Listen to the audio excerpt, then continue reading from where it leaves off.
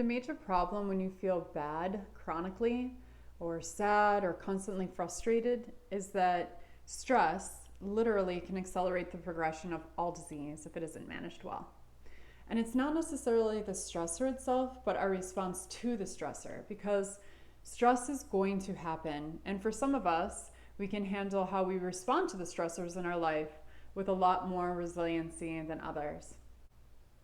Science now shows that there is a relationship between how we mentally respond to something and our immune system response.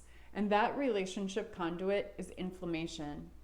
What scientists don't know is what happens first. In other words, is it our emotions and mental outlook that takes us on a downward spiral and increases the inflammatory reaction in the body, which, by the way, inflammation is the precursor to many different types of diseases?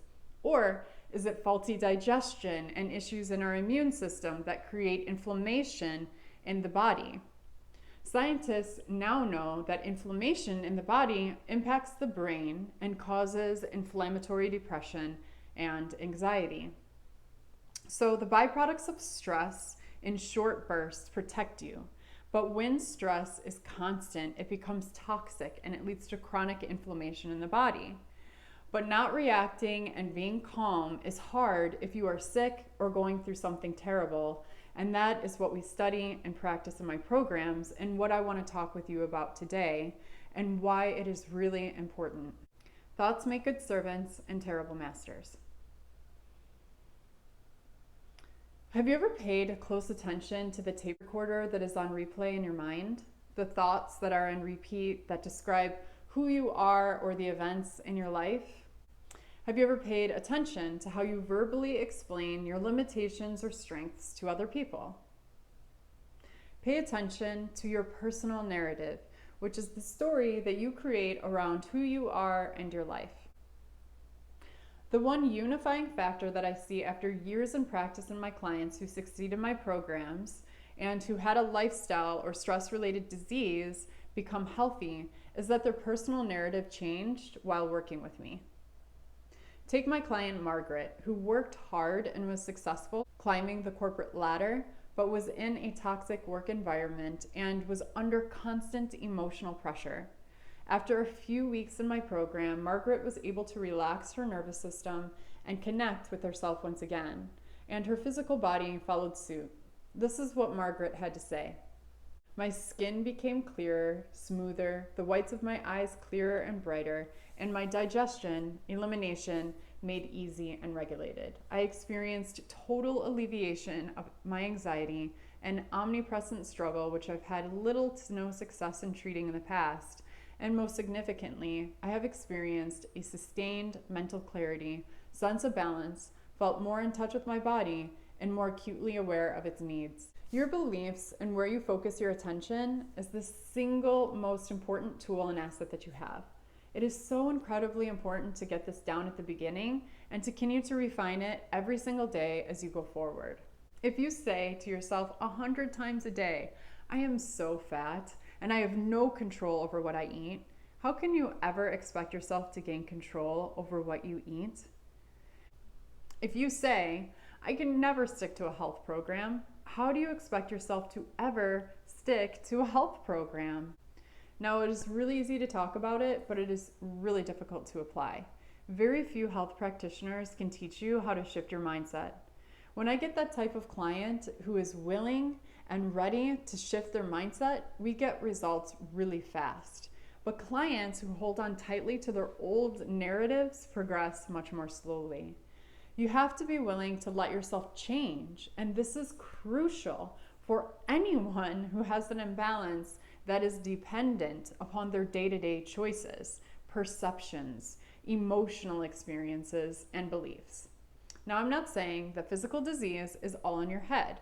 On the contrary, as we will talk about later, digestion imbalances can have a direct causative effect in anxiety, depression, inflammation, physical pain, autoimmune disorders, allergies, food intolerances, and the list goes on. But even in these cases, you have to have a solid mindset that is focused on healing and rooted in the belief that healing is possible for you. Because if you constantly restate that you're sick and that something is wrong with you, it's going to be difficult to get your entire body in alignment with healing. Your narrative is the script of your life. We think that it's used to describe our past, but it's also constantly cementing our future. Now, it doesn't mean that you have to speak a lie. Obviously, if you're overweight, it would feel untrue to you to say that you are slender. But you can use your narrative to support you instead of constantly seeding it with thoughts of failure. Pranya Parad, crimes against wisdom and failure of intelligence. This is a term that we use in Ayurveda that quite literally means crimes against wisdom. Now, this isn't wisdom in the general sense. This is wisdom that can be cultivated within you. And it is when you act against it, consciously or unconsciously, that we foster disease. Most disease is said to originate from these crimes against our wisdom. But it also goes much deeper than that, and it could literally use an entire hour of discussion and a lifetime to practice to fully understand. And actually, we can't really understand it conceptually. We have to directly experience it. Essentially, we tend to over-identify with our thoughts and mistake them for our identity. But ultimately, who we are is really something greater than our thoughts. We are not our thoughts. We're the director of our thoughts, or we can be. But right now, your thoughts might have you at their coattails, pulling you around with them wherever they decide to go, bumping along, reacting to everything that comes their way. Understanding this concept is everything when it comes to being able to direct and influence your mindset, your beliefs, your personal narrative that essentially are driving your behaviors. If you need to change your lifestyle behaviors to heal, you have to work with what's going on in your mind. Many of your thoughts and your behaviors are established by habit and repetition. The more that you think a thought, the easier it is to think it next time. And the more that a thought is repeated, the deeper it is enmeshed in your neural pathways, and the more likely it is to become a behavior. In addition, each thought that you have has a chemical reaction in your body. Angry, fearful, stressed out thoughts come with cortisol, which left unrestricted damages the body in numerous ways. It interrupts digestion, blocks insulin absorption, causes weight gain, disrupts the entire hormonal system, depresses the immune system, and generally, excess cortisol acts like a toxin in the body. None of us were meant to be in fight or flight all the time. According to Ayurveda and yoga, we increase the likelihood of acting in accordance with our best interest when we engage in consistent practices that cultivate our inner knower, our inner wisdom, and dissolve the blocks that prevent us from accessing it. Now, I'm going to teach you a technique that I developed and refined over the last 15 years of practice working with clients all over the world to help you to understand how you can direct your attention and focus and generate a feeling. So every thought that you think comes with a chemical reaction that powerfully influences your entire physiology.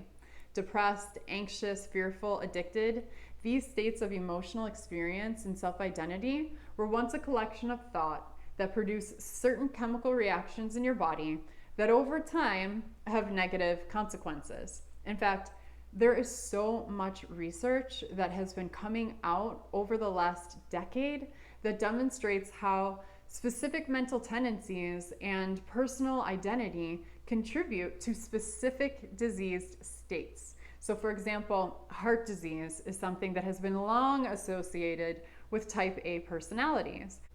And while mental and emotional imbalance has long been spoken about in Eastern traditions as a major contributor to physical disease, it's just really amazing to observe it being validated by modern scientific research within the medical community today. You can use the power of your thoughts to create a positive experience in your body, just as much as you may be using your thoughts to create fear, stress, or anxiety. This is a simple but powerful exercise you can do right now. So right now, take a moment and close your eyes and take a few deep breaths. Now think of something or someone that makes you feel really glad and grateful. So for me, I like to think of my son's face. And actually, I personally do this exercise every morning when I'm in bed so that I start my day with gratitude. So maybe for you, it's a person or a place or an animal. Whatever it is, feel the feeling that it produces when you focus on it. So do you notice that it made you feel good? You just directly experience how you can actively produce a feeling in your body through the direction of your focus. You can use your thoughts constructively to create your reality. We can do diligence to remove and reduce the external stressors in our life, but nothing is more powerful than our perception and our beliefs about our day-to-day life and how we interpret the events in our life, which directly influences our response. Researchers who study resiliency, which is the human psychological trait to not only survive, but to thrive, not in spite of, but because of severe traumatic events such as war, say that one of the key features in resilient people is the ability to make constructive meaning out of what has happened to them. So in one story that I read, a prisoner of war who had suffered for years in isolation said the experience made him appreciate life more. It made him a better father, it made him appreciate the colors in nature, and in many ways, it made him a better person. This doesn't mean you need to live in denial of what's going on in your life. It doesn't mean you should suppress if you're going through something hard. Grieving and mourning and even being angry are important parts of the process to peace that should never be skipped over. But to understand that you are a creator and where your focus goes, your energy flows, and to really begin to heal holistically, you have to examine your stories and how you are playing them out over and over and over in your mind. If you can present yourself and become conscious of this when your focus operates on a habit to take you down a road that causes anxiety, fear, and depression, you will be able to redirect it. More importantly, you will use your focus intentionally to keep your sights where you want to go. The longer that you can do this, the more that your actions and subliminal behaviors will support you. You will also notice a spiritual attraction where the right people and situations seem to find and support you. And that is where the real work begins. And that starts within you. So it doesn't matter how much you move around the external pieces in your life, until you do the inner work of yourself, you will most likely find yourself in repeating patterns that manifest in your reactions, personal and professional relationships.